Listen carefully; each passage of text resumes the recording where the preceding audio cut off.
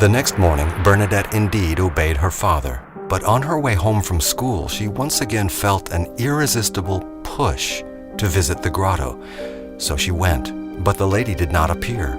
Bernadette pleaded with her father for permission to go back the next day. How could he refuse her? Finally, he relented, and the beautiful lady appeared each of the next 2 days. The 8th time she appeared, she again spoke to Bernadette. Pray to God for the conversion of sinners. Yes, I will. Kiss the ground in humility for their pride. Bernadette did as the lady requested. Penance, penance, penance. Penance, penance, penance. Thursday, February 25th, was a day never to be forgotten. Bernadette later recalled that the gospel reading in Mass that morning was from John chapter 5. Now there is in Jerusalem by the sheep gate a pool called in Hebrew Bethesda, with 5 porticos. In these lay a large number of ill, blind, lame, and crippled. Little did she know how this gospel would echo in the events soon to unfold that very day in the grotto. When Jesus saw him lying there and knew that he had been ill for a long time, Jesus said to him, "Do you want to be well?" The sick man answered him, "Sir, I have no one to put me into the pool." Jesus said to him, "Rise, take up your mat and walk." Immediately the man became well, took up his mat and walked. On this day, the 9th apparition, over 400 people arrived before dawn.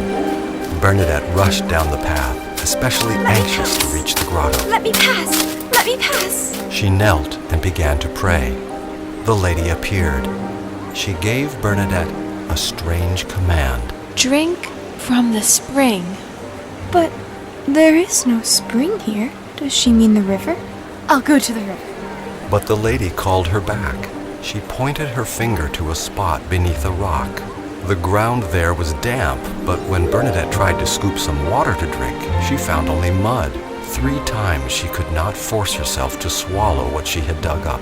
Finally, on the 4th attempt, she choked down some water. Now, wash your face with it and eat from the plant growing near the spring.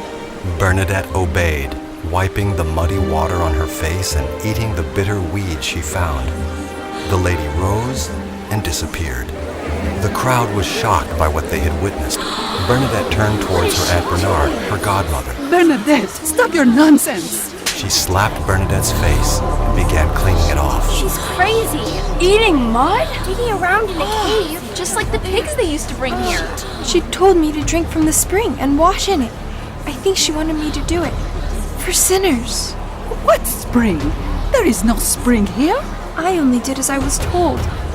The lady is so sad because of sinners. I would do anything to try and comfort her. Bernadette's graceful sign of the cross was all but forgotten. The rapture on her face during her ecstasies was as well. All that was discussed now were her strange actions that day. Many laughed and made jokes about the little piggy girl wiping mud on her face and eating grass. Perhaps she was crazy after all. But later that day, Bernadette returned to the grotto with a friend. Look, Bernadette, now there is a little bit of water bubbling up. More than this morning. I could hardly get a handful. I'll stir it with this stick. Look now. There's more water, and it isn't as muddy. The more you stir, the more it flows. Now it's crystal clear water. Oh, Bernadette.